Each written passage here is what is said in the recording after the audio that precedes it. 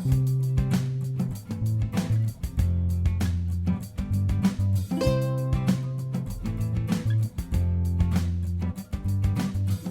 am Fawn. And Matt. We're an interracial couple with 2 kids, wanting to do something that highlights the power of friendship and what it means to be in the company of true friends. We're going to move our society away and out of the loneliness epidemic and into a friendlier, happier world. Welcome to our friendly world. Better, stronger, together.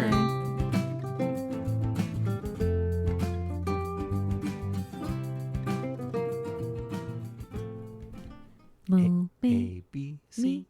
moo, Easy as 1, 2, 3. la la la la la. Mm-hmm. As good. Ooh, welcome back everybody. Hello. Welcome to our friendly world. The world is a safe place, you guys, but there's more to it. The world is also a loving, friendly place. The world is a small town and everyone is your friend. And there are all kinds of friends, each one with various amounts of capacities in areas of focused abilities and ways about them. We've been doing different episodes. The quiet friend, the weird friend, all the different types of friends, right? And they weave in and out in all directions. And if you step away or up, far away enough in your awareness of the world, you may notice how it's interwoven. Everything really is. If you step away far enough in your awareness of the world, you may notice how interwoven everything really is. How one act of kindness transforms one person and ripples, weaves through the entire fabric of the world we live in. How one burst of joy and happiness lifts everything from emotions to physical well-being to economic growth. How one thought can lighten up not just your surroundings within yourself, but the sky and everyone looking at the clouds. Step away a little bit further now. Step a little bit further away. And it may even appear that we are this kind of electric circuit board where information is instantly connected, received, and translated. In fact, if you look and you keep looking, you may realize we are electric. We are electric. Charged with great power that does act like a super information machine, much like how we have built our computers to be.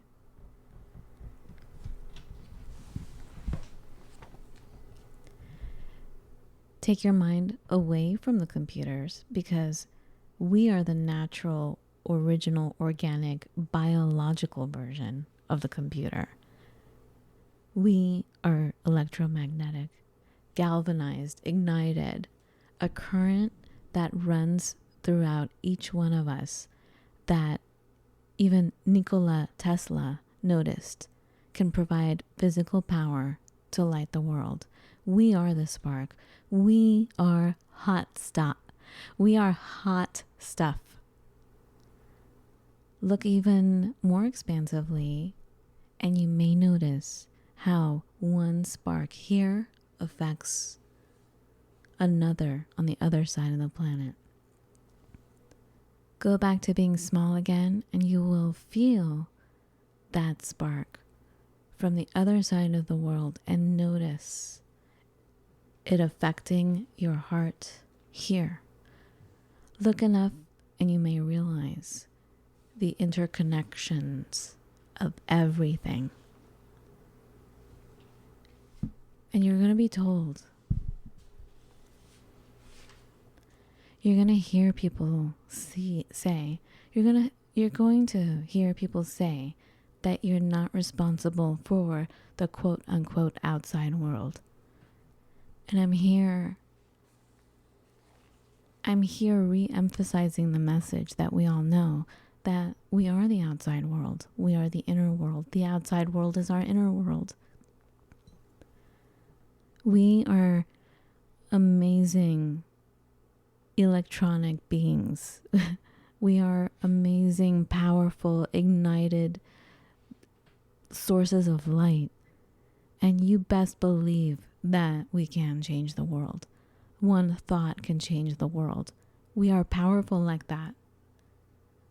So when things are going on, especially these days, when all this is going on and there's all kinds of sparking, flying, and it may seem out of control and it may seem scary, it may seem the opposite of friendly, just know that it's still the spark, and we can and we are in so many ways galvanized because we're all feeling each other. And it's not about fighting for vaccines or fighting against vaccines. It's not about fighting for this or that. It's because there's a sense of separation at the root of it. And the sparks are flying in different directions, it seems. But we're here to remind each other that we are interconnected, that we're all the same. It's the same body. That when one spark, like I said, is felt around the world, it is felt in your own body if you pay attention enough. And so when that happens, realize that one beautiful act of joy or a thought of joy or a thought of something that you wish for that's good, please believe that that does change the world, that you are responsible for the outer world. Every action we take is creating everything.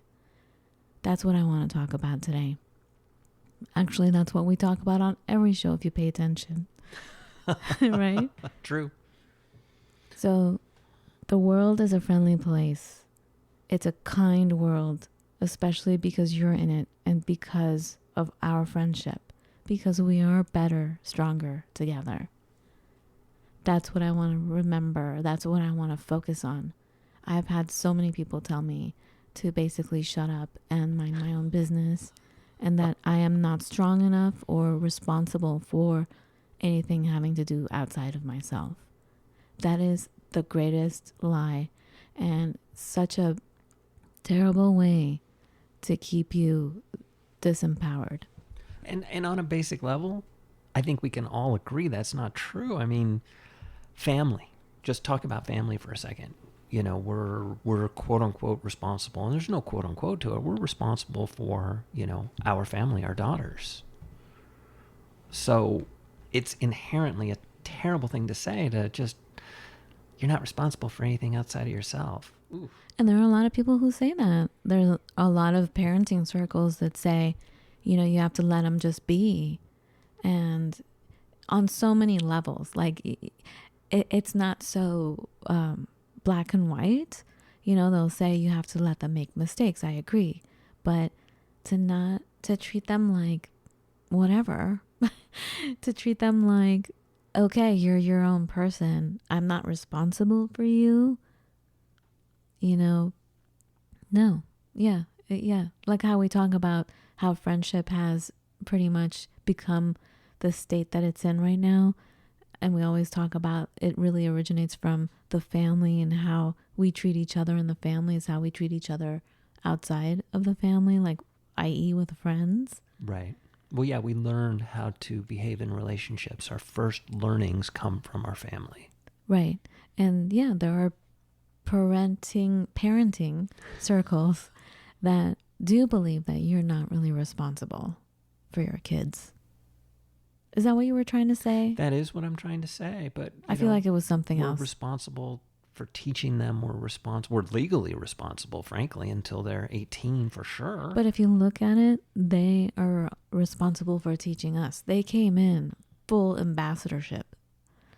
Do you remember? Well, learning is always a two-way street. Right. The best teachers are your students. And the worst teachers don't understand that, and they try to like kick you out of the classroom. Right. Or they dictate and they don't listen to you at all. So going back to remembering our power, I just want to say and just remind us how we do touch everyone's lives. That if you think, oh, this is happening on the other side of the planet, it doesn't really affect me. Guess again. Well, I know that you don't have to, our friends listening, but it's like saying that, oh, I have a headache. Oh, oh, my stomach. Oh, that's not really connected. It's your body. Right. Yeah, no, I always find it interesting that, on a kind of a very negative note, but heartburn can refer to God knows what's going on in your body. It's usually not just heartburn. It's not usually oftentimes it's not a transitory thing that you can just take a Tums and forget about. We often talk about unseen forces, like when we had Rachel Chevalier on, and she talked about the lay of the land, ley lines in the ground, right, and how it's been scientifically proven for decades now how they affect human biology. We talk about spiritual matters and thoughts and Akashic records, how there is history within everything, within a rock, with everything, and it does have value, it does have information, and it does affect us. There are things that we can't see that are intricately, powerfully woven inside this big system that is life, and it all is operating at the same time, right? Am I saying it right? Do you understand what I'm saying? Sometimes you stare at me, Matt, while I'm talking. I'm like, am I just jibber jabbering? What is he thinking? Like, am I just not making any sense? Because I know I can talk about something and go off on a tangent, and then I'll hear myself again when I'm editing the podcast. I'm like, what in the world was I saying? Is it like that? No, not at all, babe. So why are you quiet? Because you're speaking truth. I'm just gonna, let you speak, for goodness sake. I'm done. This is supposed to be both of us talking. I understand. I find it interesting when you were talking about how we're electric, we're electrical, we're electric beings. And yes, we are. The whole aspect of, you can stimulate the heart using electricity. You can stimulate muscles using electricity. And they describe your nerves when your brain firing and like telling your fingers to move is electric. They describe the brain as wiring together, firing together. Right. Your thoughts, right? Yeah. But I briefly mentioned Nikola Tesla. When I taught yoga, all my yoga classes were based on everything Nikola Tesla. And he said he had the information that our bodies generate enough electricity to light the world. He is not just speaking Metaphorically? Or like being all spiritual yogi about it. He was a total science guy to the extreme. Right. He developed so many things. He created so many inventions that were stolen, taken. Edison was a chump, right? Why are you making that face? He did invent the light bulb. Who was working with him? 10,000 experiments to get it right. Anyway, let's move on. Yes, let's. Tesla was working with him until he ousted Tesla out, right? Point. Once again, what did we do? The weird friend, the awkward friend, the one that doesn't fit in, are usually the most genius. True.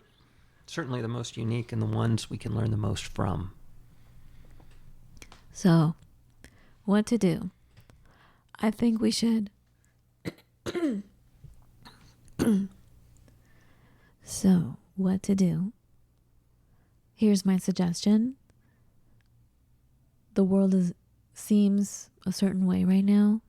I want you all to imagine and wish for what you would like the world to be. Now, it has to be one that is good for humanity, that is joyful. Just try. Think of the most joyful, liberating, peaceful, nourishing world possible. Make a wish for that. Make the kinds of wishes that would uplift the world. What are those wishes? And I want you to concentrate on that, because that is powerful. That is change. That is you creating something. I mean, think about how one man can wreak so much havoc and make millions of people run for their lives. So you are one friend standing in the kitchen doing dishes, doing the same thing, but the opposite, bringing joy and health and nourishment and love and safety and great beauty to the world. Well, we always say, what you focus on grows. And another one of my favorite sayings is, of course, whether you go looking for heaven or hell, you'll find it. So for goodness sake, look for heaven. Focus on, put your attention on the good. I think there's a great electric shock in the act of wishing. Ever since I can remember, if you could grab the phrase that I've said most often in my life, it's make a wish. I'm always screaming, make a wish. I'll see signs everywhere throughout the day. The oven will flash 11:11, 3:33, 2:22, 1:11, 11:11. You know, like things like that happen, and they're just cues for me. Or a ladybug could like all of a sudden fly through the air, like right on my head, and that's a cue for me to make a wish. I think there's such charge in that. There's such power in that. So just make a wish. Make a wish, you guys. You don't have to wait for your birthday. You don't have to wait for candles. Just do it. You don't have to wait for the 11:11 sign on the stove. Right. So let's make a wish for a friendlier, happier, more compassionate world. Let's make a wish for a great family of friends that are better, stronger together. Here we are. We're right here. Let's make it bigger. Keep making the wishes. Hold that thought of utopia. And when I say that, I kind of cringe myself, like, ugh. Like, you know, like I just feel like it's made fun of so much to be so optimistic like that, especially in the midst of such hardship. So what? Is it better to like be the other way around? No, I'm going to hold and I'm going to wish for what I think should be until it actually is in existence. And I'm going to do other things as well. I'm going to physically create things and make things better. I'm just saying, if you think about it, like energetically, like electronically, what's the word for it? Like, you know, being electric. There's great power in that. There's great power in our thoughts. There is great power within us. And we absolutely can change the world. And the outside world is just the same as our inner world. And probably in the next episode, you're going to hear someone say the absolute opposite. And if wish is to, I don't know, come up with your word for it, flip it to prayer. Flip it to maybe the language of your grandparents. Because it's kind of the same gosh darn thing. It doesn't matter. You know, much like love now freaks people out, prayer freaks people out because religion has been so bad to people in some ways, in many ways. So we don't choose that word. Like when I was studying to become a yoga instructor, they were saying don't use the word love because it triggers people. Ouch. If you think about it, so many people have fallen in love and have been heartbroken. So when they hear the word love, it triggers them. So it may not be a happy word for them. It's a charged Ouch. word, right? But that can be reprogrammed. We can erase that and reprogram it. And isn't it funny? Like you haven't even said anything. I said we are I kind of sound like, what's the other guy's name? The Tesla guy. But not my Tesla, the other Tesla that flies rockets in space now. Elon Musk. Elon Musk. You know, he and his crew and like-minded people will say that life is actually a computer program. Ah, yes, Right? we're all trapped in the matrix. Ugh, I don't want to sound like that. That's not what I'm saying. But it is interesting that we developed computers and we actually fashioned them after ourselves. We created them. We modeled them after ourselves. I'm very simplified. Yes. Right? The computer is a simplified version, correct? Computer is a very simple machine, really. Is it? Yes. Well, to me, it's not. To me, I'm like, I don't understand you. It's blazingly fast, but it's not intuitive. But like, I think that most people treat the computer as it's stronger than humans. It's more powerful. It's smarter than humans. Blah, blah, blah. You can like keep going down the list of how in so many cases it's more advanced than a human being, but it's really quite the opposite way around, that the computer is actually fashioned after what we are. We are magnetic, galvanized, divine sparks, divine light that is able to interconnect and completely receive and send information out throughout unlimited space and time. No computer can do that yet, that we know of. We are the most powerful beings, the most powerful everything. And that's it. Do you have anything else to add? Not a whisper. So remember, the world is a friendly place. It's a kind world, especially because you are in it and because of our friendship. We're better, stronger together. And remember, you're going to hear people say that you're not powerful, that you are not responsible for the outside world, that you can't really change anything but yourself. That's not true. Remember that. And we'll talk to you in a few days. Thank you so much. We love you. Yes. If you want to support our show, go to our website, ourfriendlyworldspodcast.com. There's a coffee button there. Hey, You know what to do. We love you. Talk to you later. be well. Bye. Bye-bye.